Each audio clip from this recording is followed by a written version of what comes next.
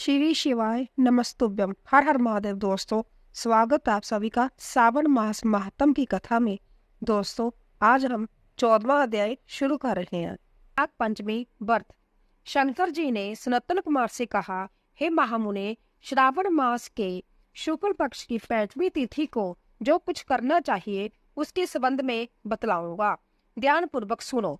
साधक को चाहिए कि वह चतुर्थी को केवल एक बार भोजन करे और 5वीं वाले दिन उसे सोने अथवा चांदी का नाम निर्माण करना चाहिए और नक्त व्रत करना चाहिए। नक्त व्रत रखकर उसे काठ या मिट्टी का 5 फनों वाला नाग बढ़ई अथवा कुंवार से बनवाना चाहिए तथा भक्ति द्वारा उसका अर्चन करना चाहिए। अपने घर के मुख्य द्वार के दोनों तरफ गोबर का 5 फनों वाला सांप बनाकर उसकी दूध तथा खिलों से पूजा करनी चाहिए।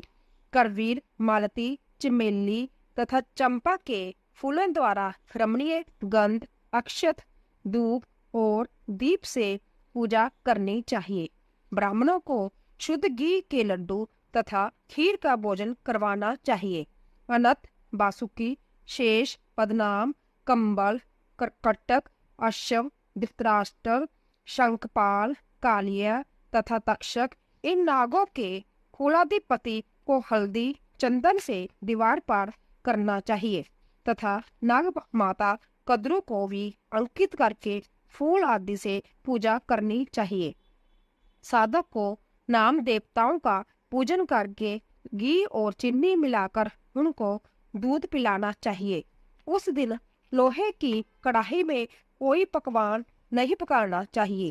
गेहूं और दूध का पायस बनाकर भुना चना, दान का लावा, भुने हुए जोड़ नाकों को देना चाहिए और आप भी उन्हीं चीजों को खाना चाहिए। साथ ही अपने बच्चों को भी यही भोजन करवाएं। ऐसा भोजन करवाने से छोटे बच्चों के दांत मजबूत हो जाते हैं। बाम्बी के नजदीक गान बाद द्वारा उत्सव मनाना चाहिए। स्त्रियों को भी श्रृंगार करके उत्सव मनाना चाहिए। ऐसा करने वाले मनुष्य को जीवन भर कभी सांप का डर नहीं होता। भगवान शंकर जी ने श्री सनातन कुमार से कहा, हे मामुने, संसारिक जीवों के कल्याणार्थ में मैं आपसे जो कुछ कहूंगा उसे ध्यानपूर्वक सुनिए। सांप के दर्शन मात्र से मनुष्य की अधोगति होती है। सांप हमेशा तमोगुणी होता है, इसमें संशय नहीं है। पूरा विधि द्वारा एक भुक्त आदि का नियम कर ब्राह्मणों के सहित प्रेम से नाग बनाकर पूजा करनी चाहिए। इस तरह 12 मासों की शुक्ल पक्ष 5वीं के दिन व्रत करना चाहिए।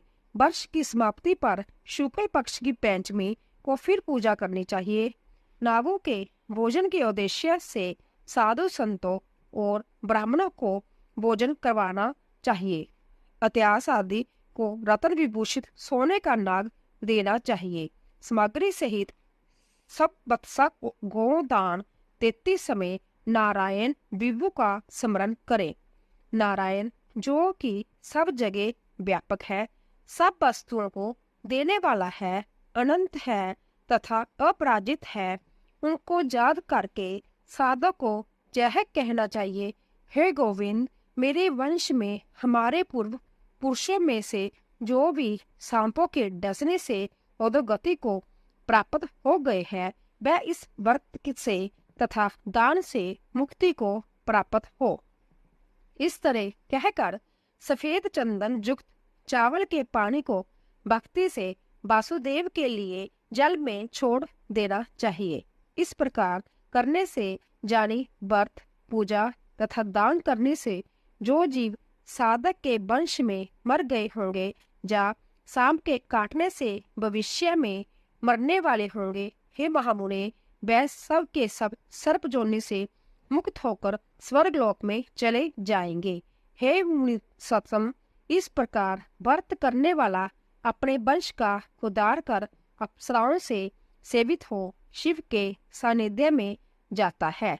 जो इस व्रत को सविता अनुसार करता है उसको इस व्रत के सभी फलों की प्राप्ति होती है। जो मनुष्य श्रावण मास शुक्ल पक्ष पंचमी के दिन भक्ति तथा श्रद्धा से नक्त व्रत करते हुए फूल आदि उपहारों से नाग देवों का पूजन करते हैं, उन पर मणि किरण विभूषित सूर्य प्रसन्न होते हैं। जो मकान का दान या प्रतिग्रह लेते हैं वह इस संसार में तो कष्ट भोगते ही है, मृत्यु के बाद उनको सर्प जोनि की प्राप्ति होती है। हे विपिंदर, जो लोग नाग की हत्या करते हैं उनके जहाँ अगले जन्म में पुत्र नहीं होता जा होकर मर जाता है।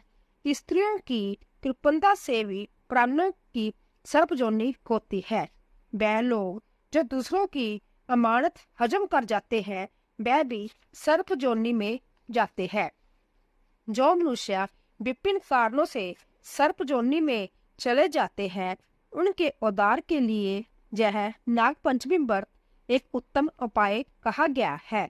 जो लोग धन की कीमता त्याग कर नाग पंचमी का व्रत तथा अर्चन करते हैं उनके हितार्थ सब नागों के स्वामी शेष और सब वासुकी नाग भगवान हरि से भगवान सदाशिव से हाथ जोड़कर प्रार्थना करते हैं।